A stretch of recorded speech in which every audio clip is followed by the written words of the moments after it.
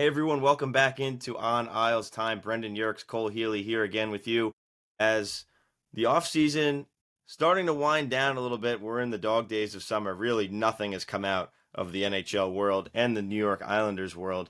So, thought we'd have a little day of some hot takes, make it fun. As you know, hopefully our next episode that we're targeting is about the start of training camp, preseason coming up. So fun times as we've talked about all summer, as we've been really looking forward to this season. It's been a good off season, but we're ready to get started. Yeah, we're feeling good and ready for this episode. Definitely, yeah. It's been a very boring stretch now. Seems like since Schaefer signed his entry level deal, there's just been absolutely nothing going on, both with the Islanders and just around the whole league. I know Marco Rossi signed the other day, but yeah, there's really nothing at all. So I'm looking forward to training camp opening up, and then seems like after that it'll come up pretty quick. It would help the off season if the Mets were playing better baseball, Yes, but yes. you know, It's it's all about we'll the see. Isles anyways, Maybe they're figuring it out. Maybe they're figuring it out.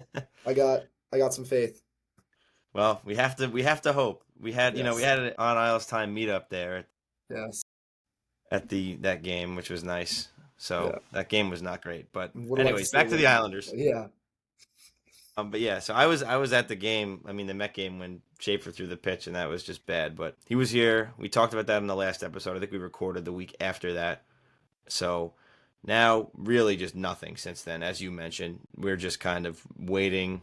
Just people are making storylines. I mean, there was the Matt Martin camp this past week, which is a big thing every year. So always nice to see that from Maddie with the community. And now we're like, you know what? Hot takes. Let's think of some things that we think could happen this upcoming season. Go a little bit bold. I mean, I'm not going too extreme. I don't think you did either. I think these are all things that are within reach, but it's more fun to say hot takes, and they're still like kind of hot. It's not a guarantee that these things happen, but just kind of get some talking points and some predictions of kind of what could be going on, and then we can do some more legit predictions of what ends up happening as we get to the next episode, or then the one after that. As then we could look at other teams in the division also, and the Eastern Conference, how we expect things to shape up. Because you could look at our team and say, all right, this is where we think we're going to finish, but then it also matters with what's around it, which I'll get to with one of my points that I have later on. But yeah, there's a lot to discuss coming up, and then with training camp, there's going to be a lot of storylines. Obviously, who makes the team, who doesn't make the team, if there's any potential trades, because somebody might go. There's a lot of players on this team, especially up front, and there's 5 lines right now, and they only could dress 4. yes, yeah. There's a lot of seems like we've been saying it every episode all summer. It's going to be a very interesting season. A lot of decisions to be made, but that's not always holy. That is not always a bad thing. Um, yeah. So like I said earlier, can't wait to get training camp started and just have hockey back. I don't Right. care. I don't care who it is. I need to be watching some random guy that's never going to be touching NHL ice. I need to see a 3-point performance from him in like LA at 11:30 on a Tuesday night. Yeah. You need the Islanders preseason legend where everybody's going to go crazy. This guy has Yeah. to be on the team, and then he's never going to get a chance, and Who's he's the never who's the going to make the NHL. 2025 Mason Jobst? Yes, that's what I'm thinking about. So read my mind there. But we need it. It'll be fun. I don't think I've been this excited for a season since probably the shortened season. Yeah. So even that, I mean, there's a lot of real excitement here, which is nice to see, and I'm sure opening night will have that sentiment, and even the preseason people wanting to see Schaefer, it's going to be a big deal, and I'm sure there'll be some access to training camp some days, with Yeah. just how things have been going. I'm sure not too many, but maybe some open practices. I know season ticket members are going to have a barbecue with the players. They are advertising it as, and that's been promised. It's already kind of out there, but there's no scheduled day, so we'll kind of see how that is, if that's kind of just like a meet them and then like you hang out somewhere, or if they'll be mingling through, but maybe get some information there and kind of see what's going on with that. That'll be pretty cool, but still weeks away from that. That's during training camp, but all things that'll come out in September, because that's when it gets busy, and then it gets really busy in October, and then we're into it. Then we're talking games, we're talking reactions, what's going on. We're gonna have a lot to discuss, and we'll see how we want to do it. If we want to do weekly, bi-weekly, probably bi-weekly, because weekly will be tough. But we're gonna add more content aside from the podcast to be able to get stuff out that is more specific, more quick reactions, immediate reactions. And I think that'll kind of fill the gap when we're not recording. But if we do every other week, we can kind of fit. All right, here's what happened the last 2 weeks in Islanders land. Yeah, just so much easier once the season starts up. It's not A lot more scraping fun for too. any content. Yeah, definitely more fun. And there'll be more passion and less of this, I know it's probably getting repetitive every episode. We're talking about the same things, all like cookie cutter stuff, but Yeah, then you'll get the real opinions and the real like passion out of it about yeah, how we really feel about things. 100%. All right, well, let's get started. So yeah, not much has happened as we said.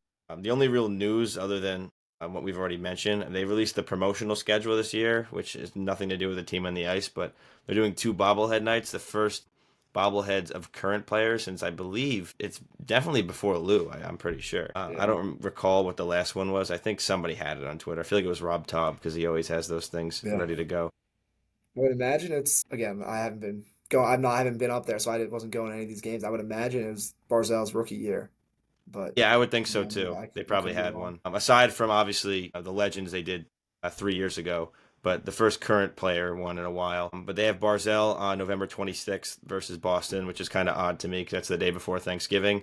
People were going to that game anyways. And then January 1st against Nashville, they're giving away a Bo Horvat bobblehead. So those will get people interested. And to what really matters, the hot takes. We're going to start out, we're going to go through some of ours. And we have came up with I think 3 each, and then we have 5 from followers on Twitter. So we appreciate those of you who helped us out here, gave us some of your takes, and we'll discuss them. We'll see, what's going on with them, and then say if we agree or disagree. But before we get started, make sure to check us out on social media at On Isles Time on Instagram and X, and then you can follow me on X at Brendan BRENDAN _ Yerkes YERKES, and Cole on X at Cole Healy 06. All right, so our hot takes. I'll go first with this one, and I think it's going to be a big year for Matt Barzal, and I think saying that is pretty basic in hindsight, but I just think that this year now with the defensive system completely gone because under Lane, it was the same as Barry's system, basically. There were very minimal changes. And after that, when Watt took over originally, now even last year, even though he was injured a lot, he had not a defensive system because Watt wanted to play run and gun hockey, but the old assistant coaches were there, and it was still kind of that framework. A lot of the old team was still around, so it was kind of still that defensive first mindset. I think now Watt fully in control, younger team, faster team. Barzal, especially if you look at his Instagram post from the end of the year, he's very frustrated with how things have gone. Not overall, but just personally, he missed a lot of time last year. If you look at his post, he said, like, disappointed when I give everything in the game and I get injured twice, especially 2 times where I thought we were really finding our stride as a group, he said. So he said he'll be back, and I think he's ready to go. He's, we saw him on foreplay with Frankie Borelli, like we talked about last week, talking about, just loving being on Long Island and just like, playing. I think he's hungry to get back, and he's ready for it. I think he's gonna have a monster season. He's just so hungry to be able to contribute and play every single game and just produce because he's been very injured the last couple of years. I think the year before last year he missed some time, not too much, but some, and then the year before that he got hurt in March in Boston and then wasn't 100% in the playoffs and kind of battled through it in that 6-game series with Carolina. So he's been banged up a lot. And I think he's just not happy with that. And obviously, it's a little bit luck based, the durability thing. But I just think he's so motivated that he's just going to go off this season and kind of get back to hopefully his rookie year numbers. So I think he's going to be a point per game with that. I'm not going to stretch more than that because I think that's asking for too much. But I really feel like he can get back to being a point per game player and being the point leader that the Islanders need. Because especially when we've seen him better, he's been shooting the puck more. And he's also discussed, it's better for him to pass it to Bo Horvat in some instances, which is true, but he has the ability to do both, so I think he's going to be able to score enough goals. He could be, like a 25 goal, maybe 30 goal guy, but I feel like he's more in that 20, 25 range with a lot of assists. Obviously, all of those, the puck ends up in the net regardless. That's what matters. So I think it's not ridiculous to say that he could be a point per game player this year, and I think he's just that motivated to do so.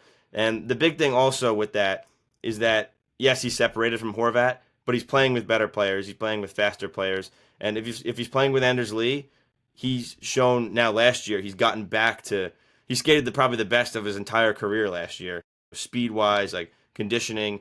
And if it's Palmieri on the right or if it's Holmstrom on the right, both are really good fits with him as well, and will be able to put the puck in the net for him. And then think about power play time. You think the power play is going to be better? That's where you can play with Horvat. So just it's going to be a better situation for him with everything combined, and he's motivated, which is the big thing. So Barzal, point per game player, I see it happening. Yeah, I agree. It's been tough with him because like you know how bad he wants to be on the ice, how bad he wants to be contributing, and like I feel like for the first 3 or 4 years of his career, he didn't miss a game. Like he had that, I know he had that long Ironman streak. I think they scratched him before, like they'd already clinched a playoff spot. And that was the first game he had missed since he came into the league. And then yeah, it seems like since then he's had a couple injuries that have really set him back. Really had to miss a lot of time. Yeah, so which says you hate to see that. But yeah, he can if he stays on the ice this year, if he's healthy this year, I think I agree. I think he's gonna have a huge year. And then kind of what you were saying with the like the lack of defensive system. Right? All of Trotz and Lambert's assistants are gone. All the Lou guys are gone. Lou himself is gone. I feel like early last year there was some conflict between Patrick Waugh and Lou about I don't remember the exact quote from Waugh, but he was saying something. I don't know if again I don't know if it was preseason or like training camp or if it was probably after a game in the regular season, and you could tell he was not fully on board with or he didn't like I guess what he was being given, and they were just they just weren't on the same page. I guess that's the main point. I don't remember the All exact right. quote, like I said, but now you see Matthew Darsh and Waugh are both definitely on the same page. You can see it with the Jonathan Drouin signing.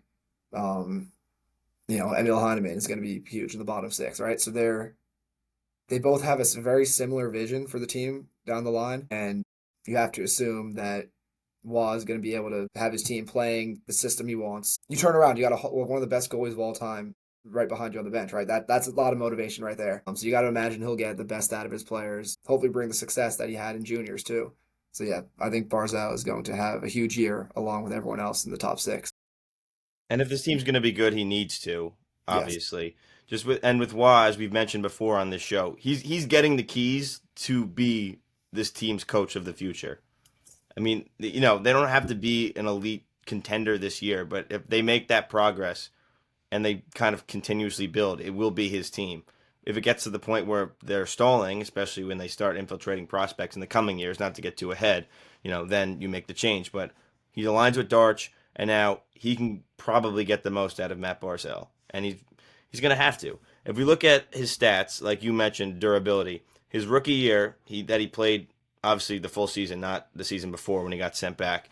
82 games. Second year, 82 games, and then 68 games the year that got shortened by COVID. So I think 68 is probably all of them, if I'm not mistaken. I Yeah. think because I think that's maybe he missed a few, but I think it was about that I think many it was games played when 68. it got cut off. So then the next year was short, and that was 56 games. He played 55. Then the next year, 21-22, where they had their own COVID drama, he played 73, so only missed 9 games. So he probably got COVID. Is that when he went missing that year? Yep. So Missing in he probably Detroit. missed a couple games when he went missing. The next year, that's when I mentioned he got hurt and they played Carolina and lost in 6. He played 58 games, but still, a large chunk of the season. 2 seasons ago, 23-24, 80. So there's really, out of all of this, only two big outliers, the 58 and now last season where he played 30 games. And in those 30 games, he still managed to score 6 goals, have 14 assists for 20 points, and be a plus 10, which is, plus 10 is nice to see, especially because, power play doesn't count for that. So to be plus 10 matters. And you saw the chemistry he had with Duclair in the beginning of the year, that they were starting to cook a little bit. And I think they were playing with Horvat as well. That line was like, especially in the preseason too, there was Yeah. something there. Then obviously Duclair suffers the injury. Then Barzell goes down a little bit later, and we never really got to see it again. But maybe they get time together in the power play. Maybe Shabanov can, if we get what we want out of him, we'll talk about Shabanov more later. Maybe he ends up playing with Barzell at some point. Again, the lines, what we think they are, and what we talked about in the last episode with our predictions with that, everything could change based on how certain people play. So it could work out in that regard too, because I feel like Shabanov with the speed. and the scoring ability could work well with Barzell being the playmaker. But I really see him as being that point per game player because he was a point per game player 2 years ago. Like I mentioned, 80 games, he had 80 points. And exactly kind of what I said, 23 goals, 57 assists, right in that range. And I think he's going to be able to do it again. And he could even do more than that. I'm not going to ask for too much, but I think that we know he could be a point per game player in this league. And again, the thing held against him for years was that in this system, he cannot be shown to his full potential. If he was on a different team, he would be a star in this league. But he doesn't get talked about because he plays a team game. And that made him a better player. And now he knows he could do that, but also play that offensive style. And you know what? I think if he's that gifted offensively, you should let him cheat a little bit because then maybe it doesn't always work, but you might get the extra goal here and there. Definitely. Yeah, it's nice to see. Again, we talk about this every episode. It's just nice to see that transition where it seems like this might be the year where he's at his full potential. So that's definitely something to look forward to. I guess I'll take the next one here. My first take that I've got is Maxim Shabanov finishes top 5 in Calder voting. Again, with these KHL free agents, you like Siplakov, right? I had high hopes for Siplakov last year. He had a good year, but he definitely struggled at times. It was very clear when he was struggling. Shabanov, again, he's small. He's probably like 5'9", like 160 or something, 170. Yep. Just not very big, right? But you just see those clips of him in the KHL. He's just so talented. Throw him on the power play. You got to assume that the power play is going to be better than last year. It really can't be worse. I'll be very impressed if the power play somehow gets worse. And Shabanov's going to be a big part of that. There's just more talent overall on this team. And again, Shabanov's a big part of that too, because I'm assuming he'll start on the third line. But I definitely think he'll be working his way up. It's going to be a good year for rookies, I feel like. So Ivan Demidov, I think, is going to win the Calder. I was debating putting Shabanov as a finalist in the top 3.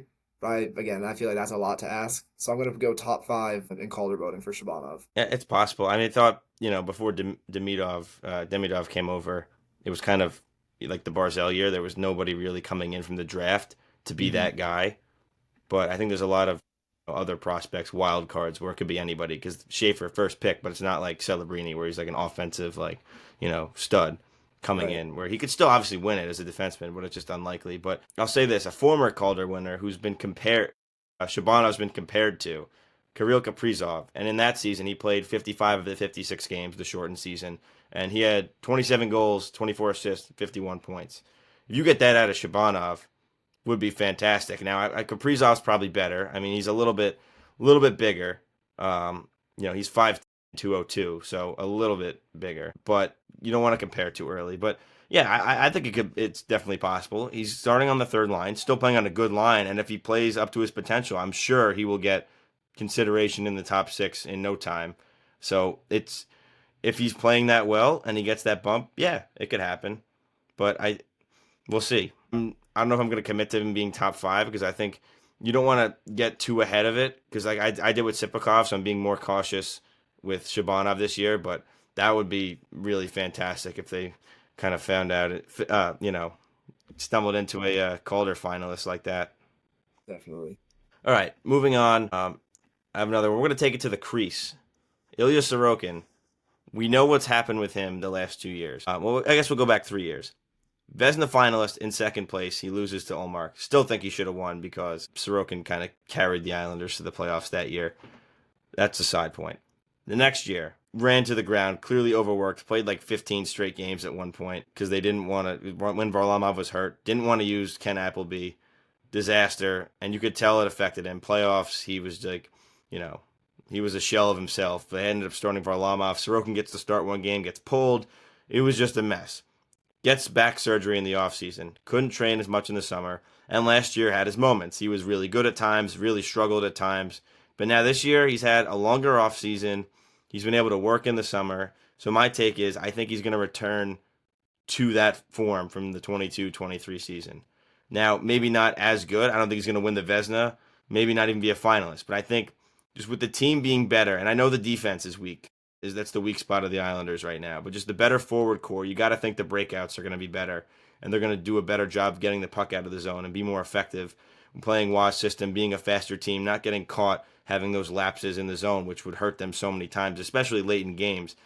That Sorokin is going to be able to bounce back, that he's been able to train and be more comfortable. And now, hopefully, you have Riddick and Varlamov that could both be reliable backups, from early on in the season, where he's not going to get ran into the ground, because that's been his big issue. They've way overused him. So I really see it. He could come back to his form, because we know he's an elite goalie. That's why it's so frustrating when there's moments where it doesn't seem like it. But just with the way it's going and working with Patrick Waugh, I think he returns to what he is. And if the Islanders are going to be good, he's going to be a big part of that. And he has been a big part of that. They kind of, win and lose with how Sorokin is. And I think it's going to be a win. Definitely, yeah. And like you look back before this year, the last time they missed the playoffs was in 2022. So, that's, Sorokin had that full summer. Then obviously he goes and has that great year in 22, 23. So obviously there's more factors than just that. Yeah, just last year, I believe he missed some time. Like obviously he missed a lot of training camp, but I don't remember if he was scratched or he was just backing up for the first couple games. I Yeah, know no, it's Varlamov true. started Yeah, that first Varlamov game got against the Utah. load in the beginning of the year, and then he kind Yeah, of came back and he was good. But you want him to play like that $8.5 million goalie, and which is now not really that bad of a contract when you look at other goalie deals. But yeah, just get that practice, and he's been here a few years now, so he kind of knows what it takes. Working with Patrick, everything is lining up for Sorokin to have a big season. definitely. Yeah, and if he can be kind of like Barzal, if Sorokin's on his game, then and Barzal's on his game, then we'll be in a good spot. And it'll be again very very exciting season. Yeah. So I guess kind of building off of that, Simon Holmstrom had a great year last year. I think he had what 20 goals, 25 assists. So last episode I had him being on the first line with Jonathan Drouin and Bo Horvat. That was my prediction. So if he stays there, um, I believe he's gonna have 25 goals, 45 assists for 70 points. Um, yeah, just we've seen so much growth from Holmstrom over the last couple of years. He's got that big frame. He's got really good hands. He's got a great shot, and he's defensively responsible too. His skating has gotten so much better too. I remember seeing him in Bridgeport one year, and he's big, right? So he stands out, but his skating just didn't look like what a first round pick skating should look like. And he's just grown so much over the last couple of years. He's improved so much too. It seems like every time, he'd be on the third line, right? And then next game, he's starting on the first line because I need to change something up. And it seems like he's always up to that task. So if Jonathan Drouin can be, like obviously he's not playing with Nathan McKinnon, right? He's not going to put up the points he had last year. But if he can be that, he's fast as well. He's a great skater. If he can be the playmaker that he's shown he can be while playing with Horvat and Holmstrom, I think Holmstrom's going to take advantage of that. 70 point, maybe that's a little generous. Maybe 60, 65 is more appropriate. But yeah, I think 25 goals is what I'm confident on, and then we'll see about the assists. Yeah, you just took the words out of my mouth. I think 70 is a little much. And I love Holmstrom, and I love the development track that he's on. He's getting better and better every year. He does so much offensively, defensively. He can kill penalties, always positionally sound. But yeah, 70 a little too much for me. But I would say 60 is attainable. I mean, I would love 70, obviously. But the 25 goals I'm definitely in on. He had the 20 this year, which was nice. And I think it goes down to him shooting the puck, because he has a ridiculous shot when he uses it. And there's a lot of players that seem like they're on the Islanders and they don't use their shot enough. But we saw it last year. I remember there was one, I was there, a specific instance on the power play against Montreal towards the end of the year. And he just, winds up like slap shot one timer, top shelf. Like he has it in him. And, he has silky hands. You've seen him, walk in on like a breakaway and, kind of keep the puck on the ice and dangle around the goaltender. Wrist shots are good. Like he could nip that puck. Like he could take some, tight angle shots. Like he has it in him, and started to do it more towards the end of the year. I think he got that freedom and he got that confidence, because that's what it's always been with him. When he's confident, he's one of the best players on the ice for the Islanders. But then there's times where he was down on himself. But I think now, maybe having this whole year under his belt, he knows he could do it. Even though every time he scores, it looks like he's surprised, which is funny. But yeah, I think playing on that top line too, he's going to get top 6 minutes, especially for the first little bit of the season. We'll see exactly how the fit works. Again, the lines are going to be a work in progress. The 25 goals, yes, and I think he could build on the assist numbers and get at least 50, which we know he had, and then into the high 50s, and then the hopefully low 60s. But yeah, that'd be a nice surprise, especially lose only really first round draft pick to be a good player like this, and it's been so much fun to watch. And yeah, 25 goals, I like that.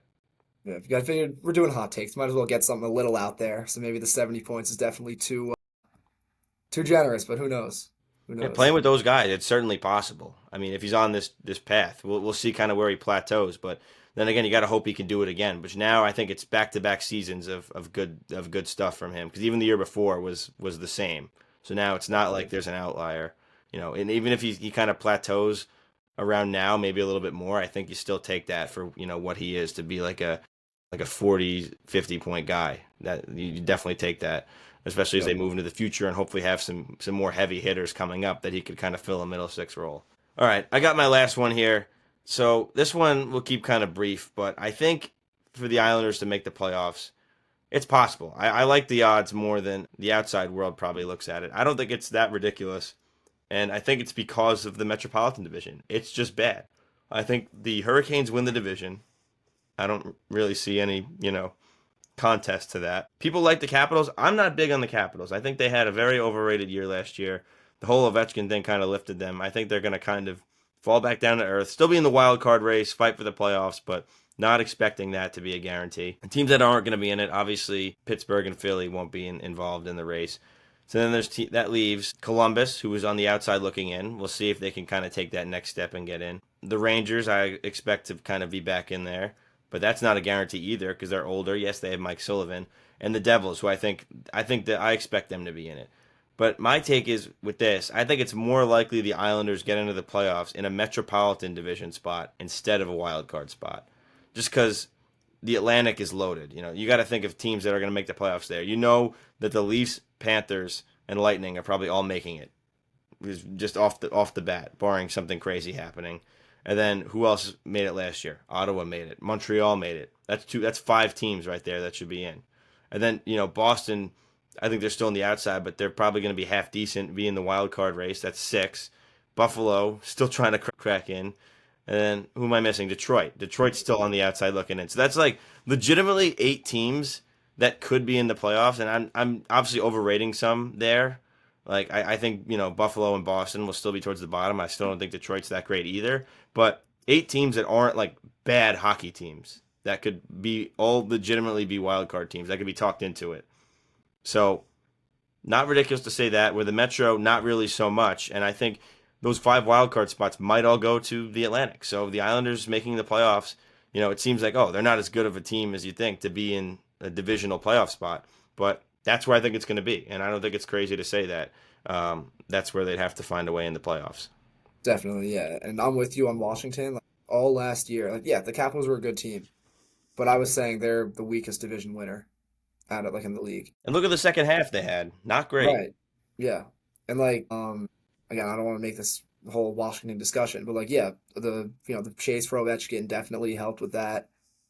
There's just so much buzz with that team and like yeah, he's coming back. Obviously, he's not retiring after that year, but I just don't think they're gonna be as good. Yep, Carolina's definitely winning the Metro, and then I think Jersey is gonna make the playoffs. Yeah, I Columbus agree will with be that tough, top two. but yeah, like I agree with like everything else you were saying about the just the teams in the Metro. I believe it was I don't know if it was 23 or 24. I think it was 24. I was saying how and I have like all I have the receipts just through my Instagram messages about saying how third in the division is not out of the question. And there were struggles during that year. Now that was the year with all the blown leads, right? And then still ended up in that third Metro spot. And that was a worse team than the year before. That was a wild Yeah, card team. They still played Carolina, but it's just crazy to look at it that way. definitely. But sometimes it's how it So is. yeah, and like this is the best team we've had on paper in several years. There's just so much talent top to bottom. Again, the defense is weak. It's not what it once was. Who knows? Maybe we can maybe the offense can just kind of outscore all the problems defensively. And even I don't think they're going to be horrendous defensively. They just don't have the same quality they've had in past years. But yeah, I definitely think that third Metro spot is in the picture. It's not a stretch to say that they'll be right there. Um, yeah, the Atlantic is just so good, like you said. So I don't know if there's any chance picking up an Eastern Conference wild card spot. Um, but yeah, third in the Metro is not out of the picture. Um, and then I guess if you wanna you want to look at that third spot. Like I said, the defense is a little weak. I think, so I think we all expect Matthew Schaefer to start with Mayfield on the third pair on opening night. Like he'll get power play. I'm sure he'll be on the second power play unit. He'll get opportunities, right? Because we know what he's capable of. You just gotta, get him comfortable in the NHL, get him back on the ice after only playing 17 games last year. But I think just with everything I've seen from him, just the mentality, like the work ethic, all of that, I think he will be consistently in a top four spot by January 1st. I'm sure he'll get opportunities in the top four throughout the first half of the season. Guy gets hurt and he's up there. Or just, late in the game, you want to have him out there, you want some offense.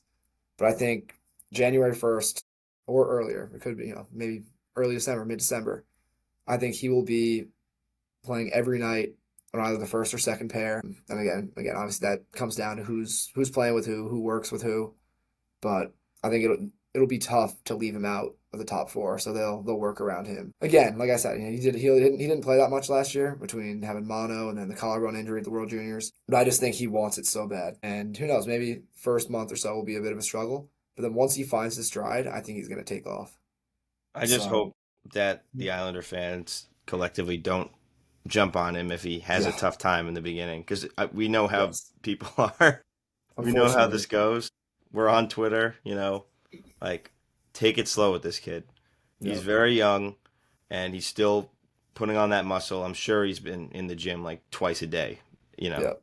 I don't want to all see anyone summer. calling for Patrick Waugh to be fired because he scratches him one night. Yeah, like the scratch. If you get scratched, like it's not about the Calder. Like that's fun, but it's about building an elite player that has elite potential.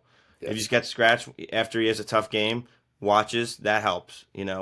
If he spends more time in the gym, more time working out, that's okay. If he doesn't play every single game, we have so many extra defensemen. We have a back to back. All right, put in Adam Boqvist for a game. Take Matthew Schaefer out. Let him lift and kind of observe. We have those options right now, barring injuries. So can he be in a top four role by January? I think that's probably likely because if he's as good as we think he is and we say he is, then I would agree with that. But yeah, I like starting him the third pair, take it slow, and get him up there. I mean, I obviously wanted him to take the college route and play less games but listen, they believe in this kid to be on the team. I don't see a way he goes back to Erie. He's going to be on the New York Islanders this year. He's under their control, and they know the best course of action for this kid. If they didn't think he was ready to play in the NHL, then he wouldn't be in the NHL. So they probably have this plan for him. Then he'll end up in the top four, and then eventually blossom into being a top pairing guy, and that's kind of the trajectory. But yeah, I'm with you there. All right, so let's move on. We'll do the hot takes from our followers. We have 5, so we appreciate you guys responding to us on Twitter or X, whatever. I keep going back and forth. Twitter, X, same thing. At On Isles Time. So we'll start out with Isles Den. Check him out and the Isles House Pod. They do a great job. We obviously had Brocco, the pizza sports guy, on X a few months ago before the draft. We talked Schaefer. So that was awesome. They do a lot of good stuff. I've been seeing a lot of Isles Den's videos now on TikTok. He's been putting a lot of compilations of highlights and random Islander stuff together, old games, especially old playoff games. So those have been cool. So definitely check him out. And I know they discussed this on their pod, the Isles House, but his take was 30 goals for Palmieri, and also mentioned he's going to be playing in the top 6, and he's going to be on a line with a distributor again, whether it's Barzell or it's Drouin. The power play will be better. So 17 goals at 5-on-5 last year with worse line mates, but still feels like he still thinks it's a hot take this year to say he's going to get 30 goals. Cole, I'll defer to you first. yeah. So I agree with this. I feel like I'm a lot higher on Palmieri than a lot of other people are. 2 seasons ago we saw him score 30 goals. Obviously wasn't as good last year, but when Patrick Waugh was hired, like it was what, January 21st or 22nd. From that day for the rest of the season, I think Palmieri was the Islanders' best player. He just looked so good under Waugh. Last year was a struggle with all the injuries. Um, and then it's a contract year as well, so there's external factors there. It's probably Palmieri's last chance to really get paid. So he's gonna want to have a big year. We'll see if he finishes the season with the Islanders. I honestly think he'll be traded, but I don't think it's crazy to say that he'll be on a 30 goal pace by the trade deadline, and then who knows? If he stays, then he'll be. I think he'll be scoring 30 for the Islanders. If he gets moved, then we'll see. Which I know he does have the no move clause this year, Oh but wait, yeah, he that's could potentially waive it to yeah. go to a team that's maybe I'm in a still better thinking we're in position to last win. year where So, he's on his last deal. um, it's not set in stone. He's I don't think he's like a guy where it's like no, like maybe he says no, and it's like if he says no, then he stays here. It's like Yeah. it's not a bad situation regardless. But yeah, 24 goals last year, and he played all 82 games the last 2 years. Keep in mind, which I know the year before he was kind of handicapped by injuries a little bit. Um, but yeah, 30 and 24 goals back to back years. And it also feels like each year as an Islander, he has like five taken away. We had, Yeah. the Oh, big God, one that one last year year. against Columbus, which caused Yeah. a riot, which ended up being the right call in the long Yeah, it's run. perfect. Yeah, nothing Right. wrong with that. But yeah, 30 goals is attainable. I might say he's just under. I think 30 is a good number for him. Like, I think it's if it just under, like, maybe like 27, 28 goals, I think is where I sit on it. But yeah, he's going to be getting power play time. And I also think of it, if somebody like Shabanov starts playing well, he probably gets bumped up, and then Palmieri might be the one to go down, being an older player. But I think he still has it. We like the contract, and he's going to get that chance. So yeah, I think 30 is a good number, and obviously some people don't think that, as Isles Den is saying here. They're like, oh, he's old, he's not going to be able to do that anymore. But it's not ridiculous to say that. It really Yeah. isn't. His play style has aged so well, I feel like too. Right. And he's been a really consistent Islander, really an underappreciated Islander since he came here. I mean, I'm looking at his stats now. He only had 4 points in the 17 games when he first got traded here, and everybody was like, this guy's not good. And then 2 goals in the first playoff game, including the OT winner, and he was like a machine that playoffs. And since then, all he's done is really produce. Aside from COVID year, you know, tough season for the team. Like he was down a little bit, but injuries.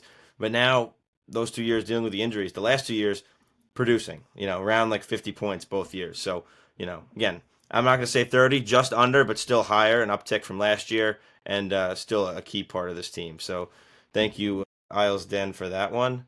Next up, we got from at Matty Isles, Barzell 30, 70, 100 on the point totals, which is a big number. And then Lee having 27 goals at the trade deadline.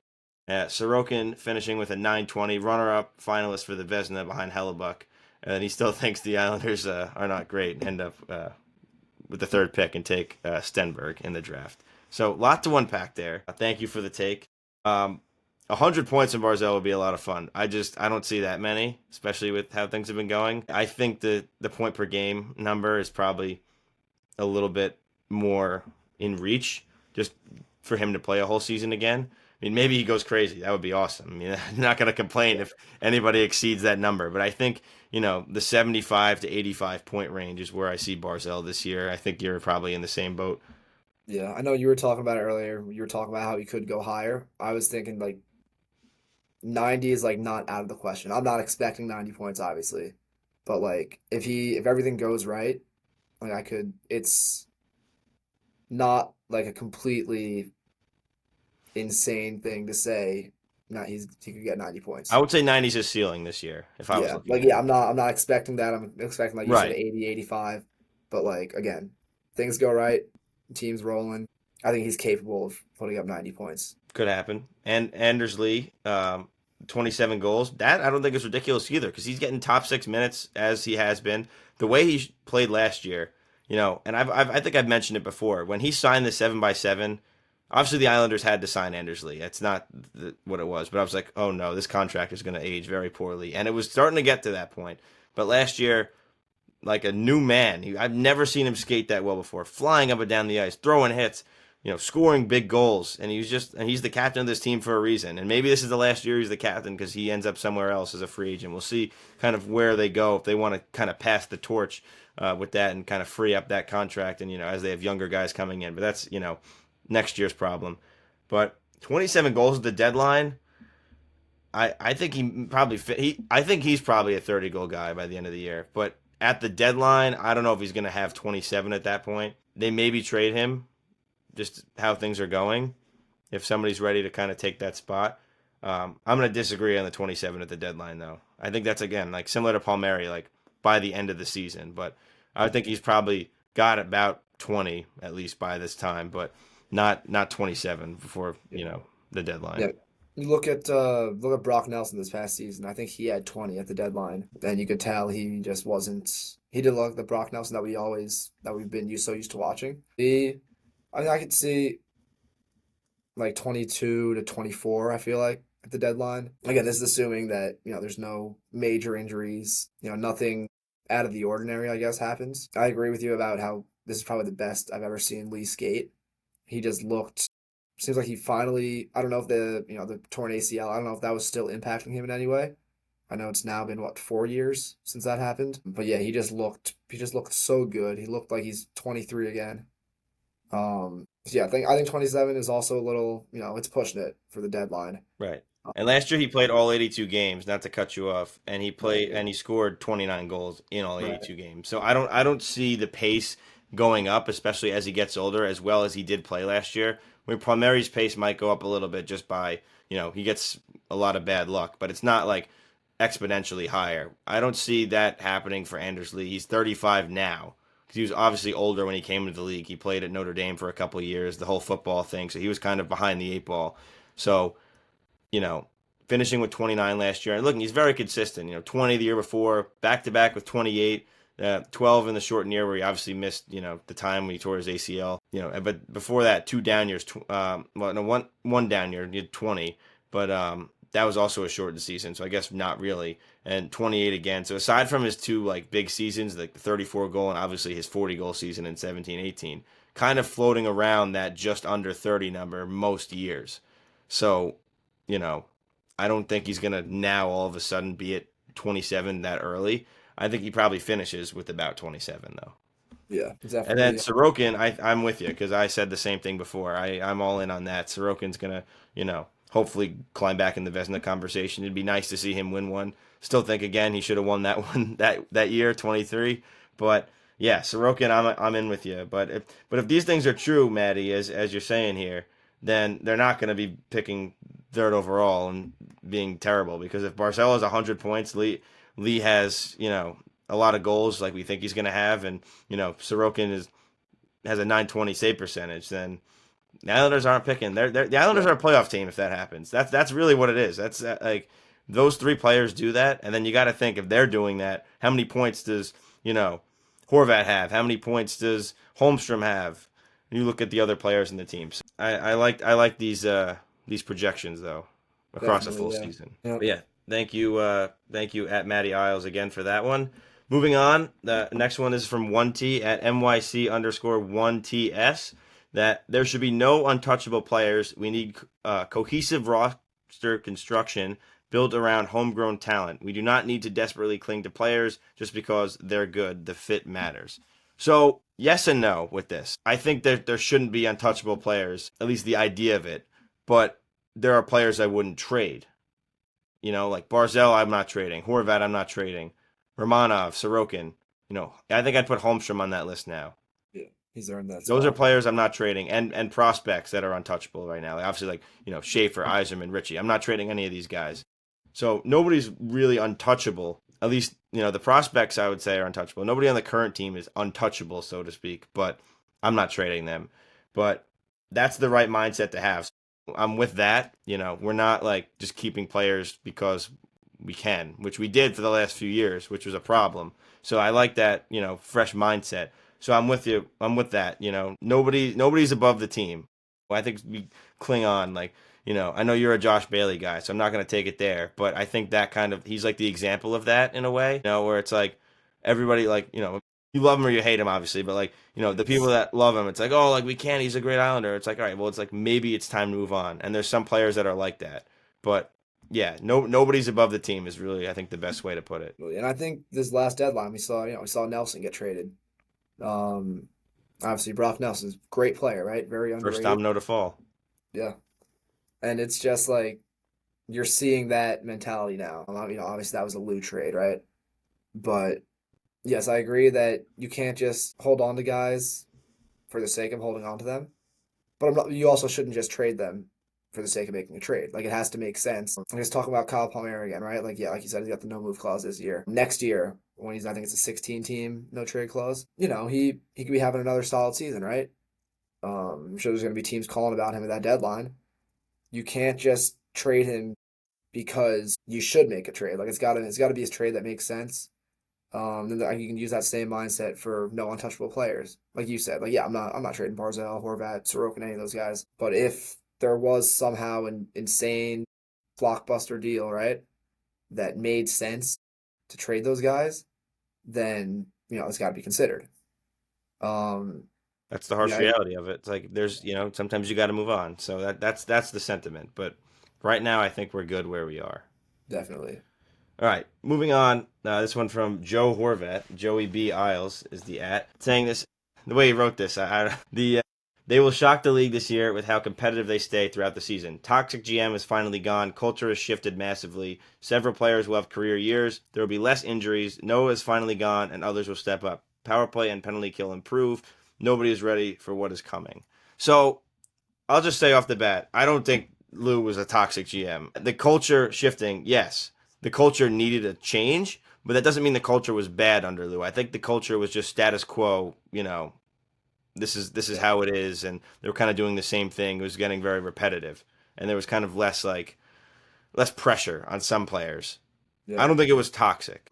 Lou, we've said many times, deserves more respect, but I think they will be very competitive, and I'm with you. I think they could be a playoff team. So, you know, the power play and penalty kill are definitely going to improve. There's no way they're 31 and 31 again. That's just not possible with new coach. Maybe it's 30 and 30, but it's not 31 and 31. So, and nobody's talking about us. You're right. I mean, the Islanders have had a lot of attention, with the draft and, kind of the whole Schaefer story, and they've gotten the good vibes there with their improved prospect pool. But I think the current team is still just like, oh, they're boring. But it's like, it's not. It's completely different. It's not, none of that is left anymore. Some of the same players, but everything's different. And they're not being talked about as a team that could potentially make the playoffs. And I think that's true. Nobody is ready for what is coming. Maybe they're not great. Maybe they're on the outside looking in again. But they're not going to be a bad team this year, and they're going to be fun to watch. We know that for sure. Even if they lose games, they will be a fun team. definitely. Yeah, it's just so. Like, I just want to add one more thing to the, where you said how under Lou is just very, status quo is like easy on the players. That Clutterbuck Chicklets interview finally dropped this past Tuesday, and I remember there he was saying how like, like they're not doing all these different appearances throughout the season, right? I don't remember what other examples were given, but it was just so, he's talking about how with Lou it was, he had a couple of his rules, but it was just easy with him running the show. Not to say that it's not going to be easy under Darsh, but it definitely was not a toxic culture under Lou. But yes, I agree. It was time for a change because it was just getting stale. I do think they're going to outperform expectations. I feel like some people still have them in like sixth in the Metro, which obviously, as we talked about earlier, I don't think that's going to be the case. I can see a lot of these guys having career years. Going back to Holmstrom again, we'll see about the 70 points, but yeah, I think he'll keep building on last year. He'll have a great year, the best of his career. Um, yeah, it's just like you said with the special teams, they were horrendous. So definitely gotta see some improvement there. And then yeah, Dobson's gone, and I know we've both made our opinions on Dobson very clear, but he plays a lot of minutes, right? Like he was the number one guy, and he was playing a lot. But yes, I think guys will be stepping up, um, performing better than Dobson at obviously a fraction of the cost. So yeah, I do think it's gonna be a great year. Definitely gonna surprise some people. So as we keep saying, really looking forward to it. Right. And last one here, I'll let you go first on it. This is from Nick at Nick72888. Shabanov 65 plus points. Yeah, we'll see. And like I said, I think or the one of my hot takes earlier was that he's gonna finish top five Calder voting. If he puts up 65 points, I think he'll be top three. It's so tough with these KHL guys. Like Shabana, he looks great, but then he's small, right? He doesn't have an NHL frame, I guess. Just looking at him from the outside, who knows how much weight he's adding on during this offseason. I could see him putting up like maybe 20 and 20. Again, it's so tough to project where he's going to be. He'll probably start on the third line, as we've discussed. And then who knows? Maybe he moves up. I feel like 20 goals and 20 assists. That I don't know. That may be asking a lot for a guy his first year in the NHL. It's just I could also see him having like 20 points. So it's just so tough to project these guys. I don't think it's like a 1% chance, 65 points. It's probably more like a, I don't know, 5 or 6% chance. So still I would not count on that happening, but I don't think it's completely impossible. We'll just have to see how he, how long it takes for him to adjust, how he fits in with the different lines. It's definitely not completely impossible. Before, I was like, oh, it'd be great to see him up there. It's too much of a gamble. I mean, there's the guys like Kaprizov, is the comparable, who comes in and just lights it up. But then there's guys like, you know, the guy from Vegas, Vadim Shipashev, who just played 2 games and then went back. Like, I don't think that's going to happen. I'm not saying Yeah, it's and going to. I mean, Kovar. that's like the worst case scenario. But, like, or Gusev was like next up. And he's like kind of bounced around a little bit, and 2 different stints in the NHL didn't work. So, it's hard to really predict what it's going to be. I think if he did have a really good year, I would think it's like maybe 50, upwards of 50. I think 65 is asking for too much, especially after what we expected out of Siplikov. Now he's a more offensively gifted player and more of a skill guy, but I think that his size really does matter here, and it's going to take him a little bit longer to adjust with that. But then once he figures it out, he's going to be, I think, a problem for other teams. But yeah, 65. I would love to see it. I really would. But I think I'm going to, slow down, at least on his first year. Maybe his second year, 65. And I think, upwards of 50. But then, like you said, it could be as low as 20. But, I do have high expectations for him. And if he did that, that'd be awesome. But it's just good we're getting these guys and, getting a chance. But he's going to get to play with good players, even on the third line, like Duclair and Pajot. A healthy Duclair and Pajot. For now, maybe it's Richie. We were going to maybe bring that up. He could potentially be the third line center, forcing a trade. That could be a hot take. But, you know, Definitely. always, options. But those guys, like even when Pajot was playing with Holmstrom, like Holmstrom was producing with Pajot. Pajot had a great season last year as the third line center. He really did. So it's certainly possible that playing with those guys even has them produce. And then if he gets minutes with the top guys, forget about it. So Shabanov will be a lot of fun. Yeah, I'm looking forward to him. I was very high on Siplikov last year. Several people tell you that. I had some crazy takes with him last year. So yeah, definitely like you said, definitely want to take it slower with Shabanov. Although I do think he'll have a better rookie year than Siplikov did.